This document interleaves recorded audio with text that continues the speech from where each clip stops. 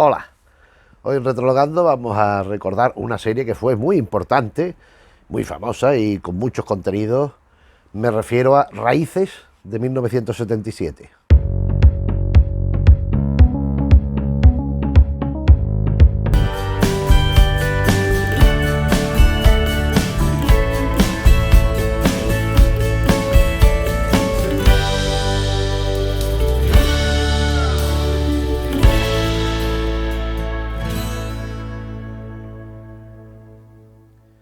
Raíces, Roots, es una serie de 1977 de la ABC norteamericana,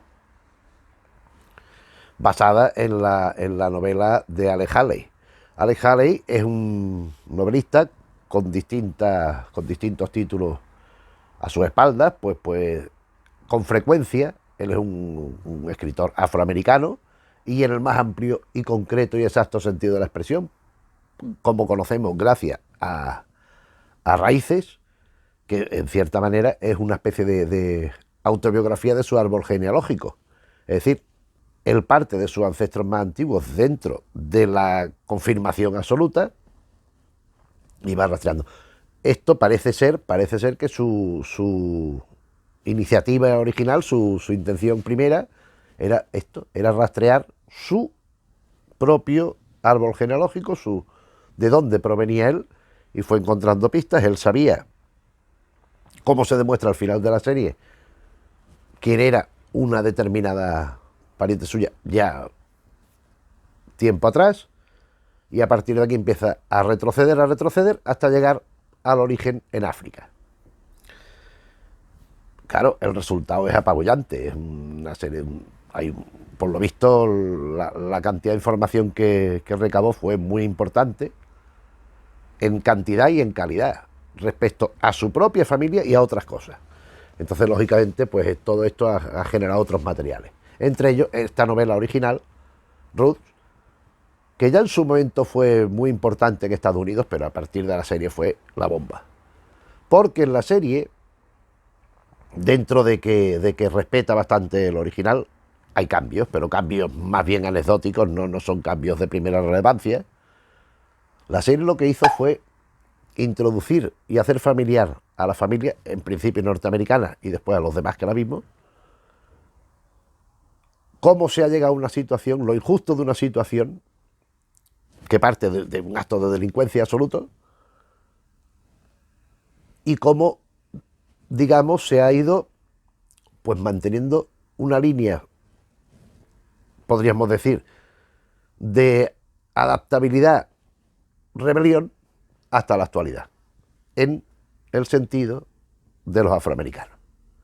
Es decir, desde la perspectiva de ellos, y conseguir que sea algo familiar, no algo que produzca, estamos hablando de 1977, parece que estuviéramos hablando del siglo XII, pero yo puedo decir que pocas series de gente negra se veían, y mucho menos desde la perspectiva de ellos, digamos, del favor frente a los blancos, pues eso, que estaban en la cima, que bueno, que eran los que mandaban, los que disponían todo, y como si los negros poco menos que si fueran inferiores, era lo general. O sea, que aparecían los afroamericanos, pues generalmente haciendo de esclavos, haciendo de soldados de bulto, haciendo de, pues eso, pues de sirvientes, de gángsters de estos de medio pelo, de Harlem y cosas de estas. O sea, en definitiva, lo afroamericano era considerado casi como un sinónimo de algo marginal. Naturalmente, así es en parte, pero no ni muchísimo menos la generalidad ni para nada. Y de cualquier manera, ¿cómo se llega a esta situación? Esta situación de marginalidad absoluta es propiciada porque sí, es por generación espontánea, o es que procede de un maltrato desde hace muchas generaciones que se ha ido extendiendo en mayor o menor medida, con mayor o menor tolerancia hasta hoy. Por supuesto, excuso decirlo, en esta época, en 1977, que es cuando se hace la novela exactamente no recuerdo de qué año es, pero era impensable, absolutamente inconcebible, que en la Casa Blanca pudiera haber un presidente negro. O sea, lo de Obama, eso era algo, pues como si dijéramos que podía ser un señor que midiera 7 metros, que tuviera 4 ojos, 3 cabezas y 7 patas. Es que no, es algo que no entraba en las cabezas, y no digamos no digamos ya en la época en que transcurre la acción de Raíces. Pero volviendo al contexto de la serie, pues nos hizo eso, nos hizo familiar una situación, familiar conocida, nos puso en antecedentes de una situación que más o menos todo el mundo, que arañara un poco la superficie, podía saber y podía concluir, pero que se daba tan por sabida que por lo general era ignorada. Era como si no hubiera sido así. Entonces, esto que nos cuenta Raíces es muy importante, en tanto, aparte del caso anecdótico de la trama, de la peripecia de Kunta Kinte y de los sucesores concretos de las que desemboca la familia Halley, esto pasaba con muchísimas personas, miles de personas, y más los que morían en el tránsito. Es decir, gente que estaba en África, allí en su zona, en su aldea, en su tierra, haciendo lo que le parecía, pues de pronto eran secuestrados, metidos en un barco donde, ya digo, fallecían a puñados, y no solo por lo que se ve en la serie, ahora un poco comentaremos el argumento, sino por las condiciones del viaje. O sea, allí los metían en la bodega, allí hacinados, les daban de comer lo que podían, poco y mal, y bueno, pues allí que se apañaran. Entonces se morían y se quedaban muertos allí. Pero es que además no solo eso, sino que si alguno iba enfermo, porque claro, los cogían, los secuestraban allí, los capturaban allí en la selva o donde fuera, al barco. Le pegaban una paliza, lo dejaban cao, lo drogaban, lo que fuera, al barco. Entonces allí había enfermos con enfermedades contagiosas, había gente que necesitaba una atención de determinada manera, aparte de la claustrofobia. Imagínate una persona que está en la sabana, en un sitio amplio, en un sitio abierto, la claustrofobia, lo mal que se sentiría, lo oprimido allí en este sitio. Muchas familias y gran parte de la sociedad norteamericana, y no solo norteamericana, pero en este caso concreto norteamericana, pues procede de este método de transportar uno a otro y en esas condiciones. ¿Esto qué significa? Pues fíjate el condicionamiento de algo así. En fin, en la serie también hay otro ingrediente novedoso, que es eso, el tratamiento favorable a la gente de color, cuando ya digo, no me enteran como si fueran, yo qué sé, como si fueran animalitos o cosas así. Y en esta serie ya se empieza a dar un giro a reconocer lo que es la realidad, pero que es de sentido común. Que en su momento parten de una cultura distinta, también estamos hablando también de un tiempo, en el momento de la serie, hace con más de 100 años, pero claro, esto va generando una normalidad, la evolución de esta gente, de los afroamericanos en Estados Unidos, hasta equipararse pues, a cualquier ciudadano normal, por lo menos en teoría. La cima de este movimiento televisivo, digamos, de concienciación, no de concienciación dogmática, doctrinaria, no, de concienciación desde la normalidad. Es decir, esta serie termina en un momento determinado, termina, pues bueno, en un momento concreto, pero después esto continúa hasta la actualidad, donde está Alex Haley, que es un escritor que vive de esto y que permite tal.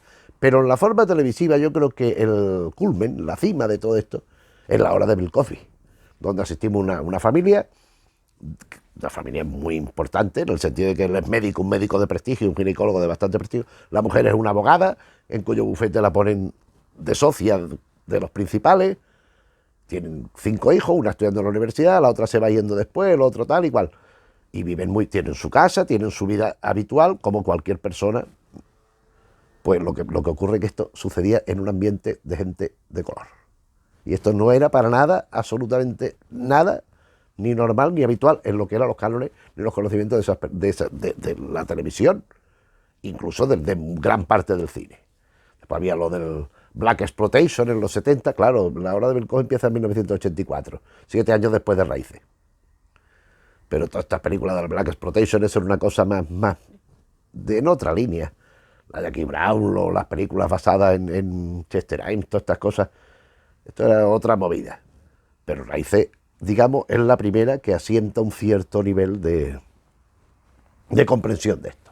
Bien, la serie se emite en 8 domingos seguidos, empieza en enero de 1977, en Estados Unidos, la ABC, como he dicho. De suerte que eran 8 capítulos, pero eran irregulares. Había 4 que duraban 2 horas y 4 que duraban 1.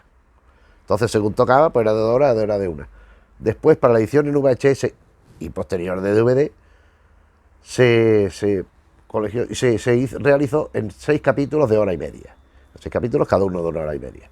Es que yo me acordaba también de esto de que los capítulos, algunos, oye, pues eran larguitos, eran como una película, y otros, sí, que es raro, se me ha pasado en nada esta historia. Entonces, por ejemplo, recuerdo la del Pollo George, que ya llegaremos, cuando va a Inglaterra, que es uno de los cortos, pero vamos, de los cortos que yo no sé si llegaría a la hora.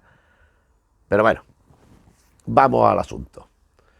La serie está dirigida por una serie de, vamos a ver, los nombres, son 4 directores, no es realización, es una serie grabada en cine, es una serie grabada con los medios, ya empezaba un poco a entrar el vídeo, de hecho los vídeos ya estaban funcionando, pero la grabación, de la calidad que permitía este cine, aunque había elementos que se podían hacer en vídeo, pero la calidad que permitía no era equiparable a la del vídeo. Había mucha diferencia. Entonces esto prefirieron hacerlo en cine y lo dirigieron Marvin J. Chomsky, John Herman, David Green y Gilbert Moses. Esos son los 4 directores responsables de todo el tinglao. Por supuesto, partiendo de la novela de Ale Haley y tal y que igual. Bueno, para ello también cuentan con un reparto numerosísimo, con unas localizaciones, algunas espléndidas, y buscadas o de los territorios a lo que se refiere a la realidad de la ficción, o en algo muy parecido.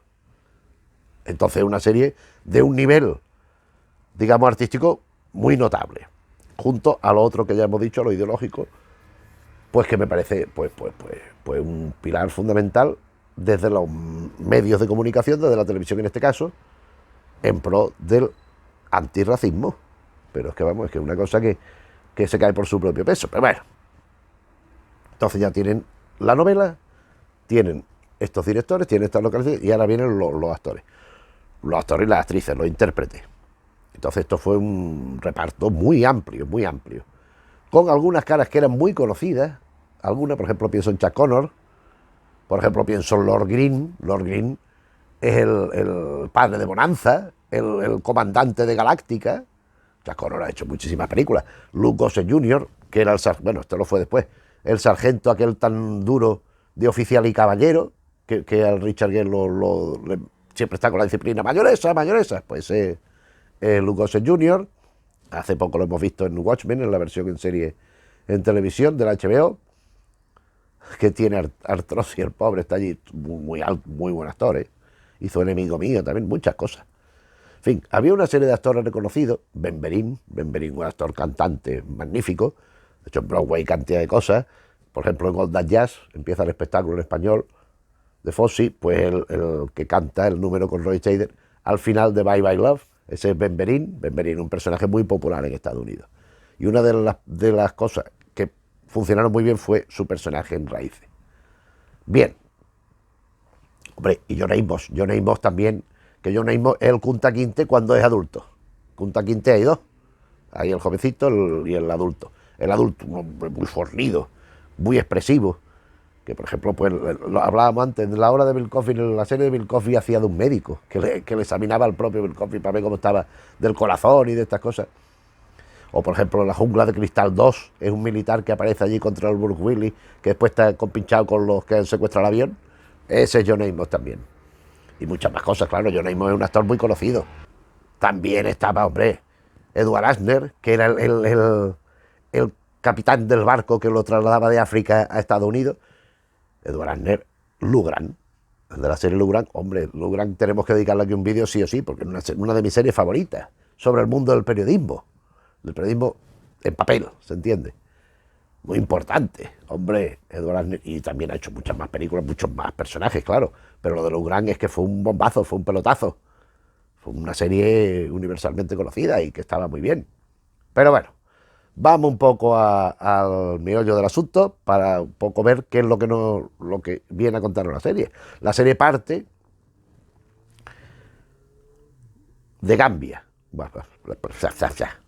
La serie parte de una aldea en Gambia, en África, donde hay una tribu allí viviendo y que, bueno, que tienen sus tradiciones, su forma de entender la vida, su forma de actuar, tal y cual. Entonces allí hay un niño, Kunta Kinte, lo vemos desde que nace.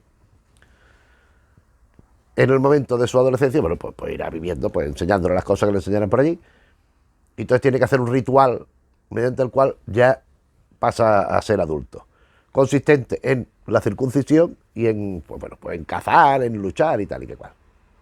Pasa las correspondientes pruebas y ya adulto está muy contento. Y Kunta Kinte, este actor, Lee Van Burton, es un actor que fue ha sido muy concienciado en estas cosas. Él fue conocido porque hizo una de las etapas de Star Trek, parece ser, pero también fue el responsable, por ejemplo, de la versión en 2016 de Raíces, en mi opinión, no muy certera, vamos, por no decir completamente fallida, pero también ha hecho cosas interesantes. Yo me acuerdo de una película que él hace de un asesino, que creen que es medio tonto, sordomudo, y le ponen un abogado que es sordo, pero que sabe hablar, o sea, ha aprendido a hablar, a manejar los sonidos, entonces lo defiende de un asesinato y lo libran como inocente, y después resulta que sí había sido el asesino. Pues este actor era el Ivan Barton este. Bueno, este es el Kunta Kinte jovencito, que está por allí, si no recuerdo mal, buscando algo, buscando un palo, una piedra o no sé qué.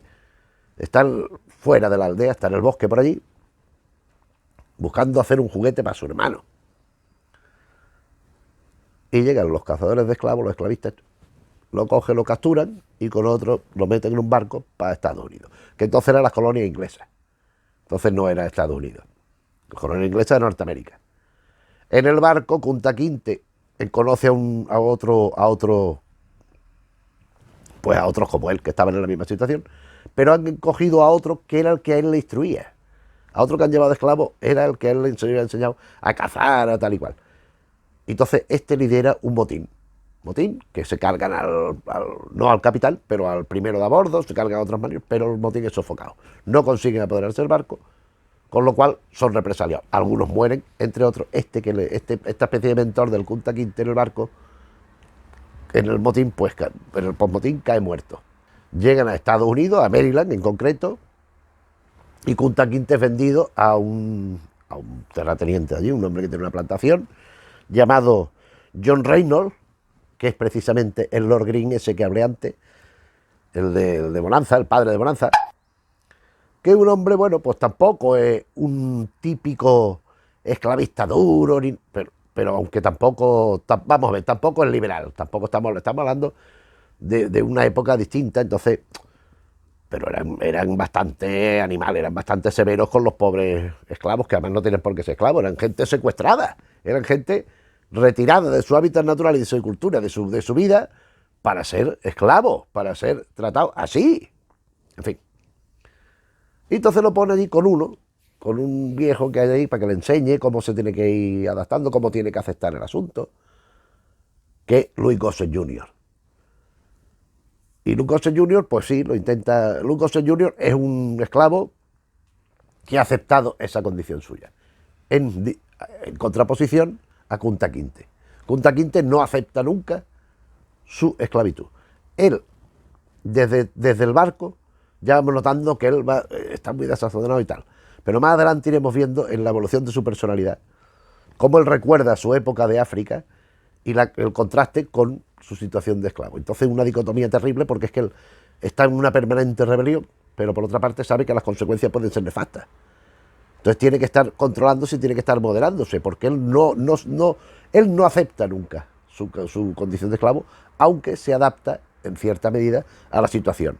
Y esta postura inteligente es clave para el desarrollo de lo que viene después, porque si no se lo hubieran cargado. Si se hubiera estado abiertamente enfrentándose cada vez y protestando, pues a la primera de cambio se lo hubieran cargado y ya no hubiera habido más Kunta Kinte ni después.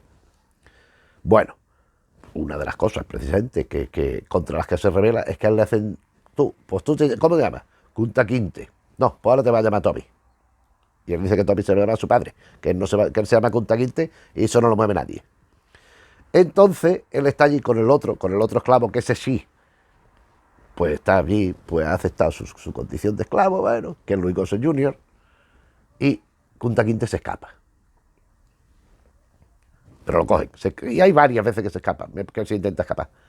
Y entonces el dueño de la plantación, en vez de ponérselo otra vez con el esclavo viejo, se lo pone con un capataz que hay que no veas cómo es, de mala leche y de sádico y de animal. Y este lo que hace es que, ¿cómo dice que te llamas? Kunta Kinte. Lo cuelga de un sitio con un látigo. ¡Pah! ¿Cómo te llamas? Kunta Kinte, no, Tommy, ¿cómo te llamas? Kunta Kinte, ¡bah! Tommy. Y bueno, lo tiene allí hecho una mierda, le pega paliza, le hace de todo. El Kunta Kinte, el nombre, es un símbolo, naturalmente, es un símbolo de la negación de aceptar eso que le están imponiendo. En resumen, que Kunta Kinte, que no acepta, como digo, el encajonamiento esclavista al que lo someten, lo intentan someter, se escapa otra vez. Pero se escapa y tiene cierto éxito, llega hasta... Pero unos que hay, como unos cazadores de recompensa, pero de esclavos, unos que van buscando por allí esos esclavos que se fugan y tal, lo pillan. Entonces, para evitar, esto es una de las secuencias que a mí me perturbó más, o sea, de lo que más recuerdo. Recuerdo al hombre colgado, al Kunta Kinte más jovencito, colgado allí pegándole, y al Kunta Kinte mayor cuando le cortan el pie. Porque para que no se escape más, bueno, ¿qué escapas? Corriendo porque muy bien, pues le cortan la parte de delante del pie, los dedos y un poquito más, y así ya no puede correr. Y así ya no se puede escapar. ¿Ya esto qué bien? Esa era la forma de cortar por lo sano, nunca mejor dicho, más tentativas de fuga. A mí me pareció una cosa aberrante, me pareció una cosa abominable. Yo cuando lo vi, es que recuerdo que yo me quedé asustado, digo, pero ¿cómo se puede ser tan bestia? ¿Cómo se puede...? Después tratan a los animales, oye, al revés, tratan como animales a los que son superiores a ellos, por lo menos en condición moral, en condición ética, ¿no? Y que tienen una autenticidad y que, en fin, no nos vamos a meter aquí en diatribas de nada, pero eso fue lo que a mí, a un jovencito, porque aquí en España se emitió en 1979, o sea, quiere decirse que yo tenía 14 años. Cuando yo vi aquello, yo me quedé, pero no diré en shock, pero me impresionó bastante las medidas que tomaban contra estos pobres, que al fin de cuentas no tienen ninguna culpa ni ninguna responsabilidad de estar allí, ni siquiera la menor intención, sino que habían estado obligados a hacerlo. Bueno, el Lord Green, el personaje que hace Lord Green, pues al Kunta Kinte, había cuenta lo que pasa, se lo da a su hermano, se lo entrega a su hermano, que tiene otra plantación, y en la plantación del hermano es donde Kunta Kinte conoce a la que será su mujer, a la que hace su mujer, Mamie Bell, con la cual tiene una hija, Kitsy. Kitsy es una muchacha muy pispireta y además muy inteligente, muy lista, y a la que la niña de la casa, o sea, allí los negros viven en sus barracones, en sus cositas allí, por allí, en unas cabañas que les ponían, pero la casa grande era la mansión donde vivían los dueños blancos. Pero resulta que hay una niña, Annie, blanca, de los señores, que le enseña a Kitsy a leer y a escribir. Algo que después será fundamental para... Hombre, quiere decirse, de alguna forma están ya intentando callar y coger piedras, coger armas para poder salir de la situación. Esta Kitsy es vendida a otro señor, a otro terrateniente allí, a otro esclavista, que era Chuck Connor. Chuck Connor, barbilla así, bifio. Y este tipo la ve, hombre, y le gusta, y la viola. Como consecuencia de la violación, ella se queda embarazada. Y nace el Pollo George. Pollo George, que es Ben Berín, que es ese actor cantante que ya he comentado antes, a mí me parece un personaje clave en la serie por sus planteamientos de la realidad, por la visión que tiene de futuro y por la forma, porque es el más listo de todo. Sí, lo que usted diga, después va haciendo lo que le da la gana. O sea, va poniéndole buena cara y después va haciendo lo que él quiere. El Pollo George se llama Pollo George, pues se llama George, porque era un criador de gallos de pelea. Entonces lo hacía muy bien. Entonces él sabía truquitos y le hacía cosas. Entonces iba ganando mucho dinero. Entonces Chuck Connor, gracias a esto, le concede ciertos privilegios, porque claro, los gallos aquellos le hacen ganar mucha pasta. Y le consiente ciertas cosas para lo que ellos entendían que era esto. Pero de pronto va perdiendo y acumula una deuda muy grande con un señor de Inglaterra, que se va a Inglaterra. Y para pagarla le da al Pollo George. Y el Pollo George se va a Inglaterra. Cuando regresa de Inglaterra lo hace en condición de hombre libre. Y con un cierto dinero que invierte en unas tierras en Tennessee, que después son esenciales. Ya establecido en Estados Unidos, tiene un hijo, Tom, que con el tiempo pasa, que es otro actor, es que yo no me acuerdo de este actor. Es un actor que, por ejemplo, recuerdo que hace un personaje de un preso homosexual en Locos de Remate, de Sidney Poitier, dirigido por Sidney Poitier, interpretada por Gene Wilder y Richard Pryor, por uno de los presos que hay allí es este, el que hacía el Tom este, el herrero. Entonces el hijo pues se hace herrero, su profesión se hace de profesión guerrero, y llega a la guerra de secesión. Y lo obligan a apuntarse a los confederados, es decir, a los racistas. Pero él tiene que ir allí a pelear, y entre tanto, unos que se quedan allí, Lloyd Bridges es de los cabecillas, se dedican a hacer la vida imposible a la familia. Le quitan lo que tienen, están todo el día incordiando por allí, están todo el día fastidiándolo. Termina la guerra, la situación en cierta manera cambia, hay una mejoría evidente. ¿Y qué ocurre? Pues que esta familia van todos a la tierra que ella compró el padre, el abuelo George, el pollo George, y se van allí pues a vivir su vida, a cambiar de situación, a cambiar de territorio donde han estado de esclavos, pues no le hacía mucho entusiasmo estar allí, no le despertaba grandes pasiones estar residiendo en un sitio donde habían sido tratados así, y bueno, se van a Tennessee, donde ya, pues, donde pasa lo que pasa a continuación, que no viene al caso en esta serie. Y el final de la serie, vemos a Alex Haley, al autor de la novela, aparece en pantalla y con una serie de fotos va reconstruyendo de él para atrás hasta llegar a Cynthia, que Cynthia es la hija del herrero Tom. El herrero Tom, que se ha ido a Tennessee tal y cual, tiene una hija que es la antecedente directa primera conocida por el propio Alex Haley. Y a partir de ella ha ido, o sea, desde sus padres, ha ido al abuelo, tal, ha llegado a ella, y de ella ha reconstruido todo lo anterior que hemos conocido. Me parece que es una historia muy interesante, de investigación, de conocimiento, éticamente, pues tiene el valor que tiene en el sentido de lo que está reivindicando, emocionalmente tiene momentos muy, muy, muy eficaces, y artísticamente me parece una serie de nivel muy, muy importante, muy notable. Tanto es así que esta novela, que yo creo que en España, cuando se emite la serie en España, bueno, cuando la emitieron en Estados Unidos la vieron 100 millones de norteamericanos. Ojo al dato, que se dice pronto. Y bueno, fue muy, muy respaldada, muy seguida, funcionó muy bien. Tanto así que unos pocos años después hicieron una película, Roots, The Gift, Raíces, el regalo, y después hicieron una especie de secuela, que era Raíces, la siguiente generación, que aquí también la vimos, que no estaba nada mal, que estaba James Earl Jones y había otra serie de gente, pero no estando bien, pero no alcanzaba el nivel de la primera, porque es que la primera es que es lo original y está muy bien. Y después en 2016 Lee Van Barton, el que hizo el Kunta Kinte jovencito, se implicó en el proyecto de hacer la serie nueva, con los medios nuevos, con una serie de cosas, y en mi opinión pues no termina de cuajar. O sea, es una miniserie, son 3 capítulos, extenso, pero que no llega a igualar lo que se hizo en el 77 con todos los ingredientes, con no solo de los actores, con el elemento de compromiso.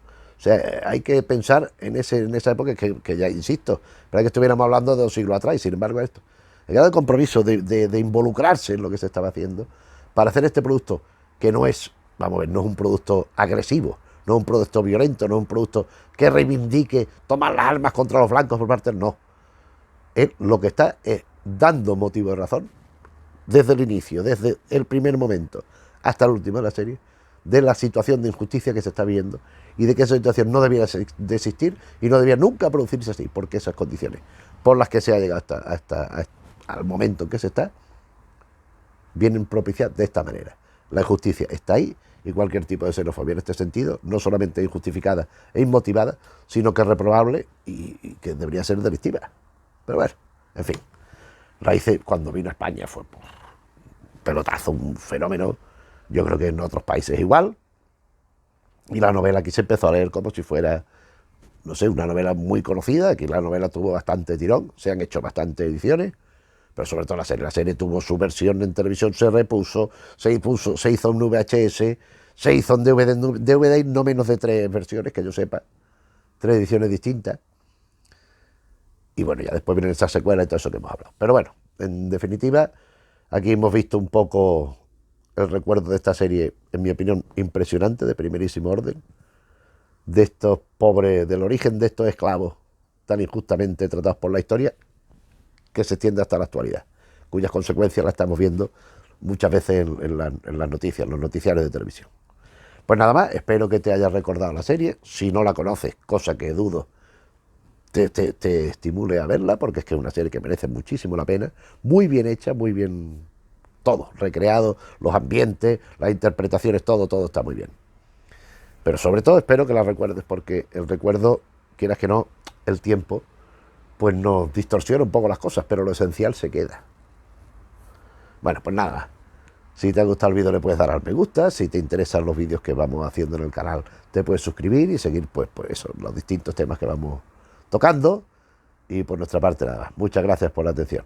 Un saludo.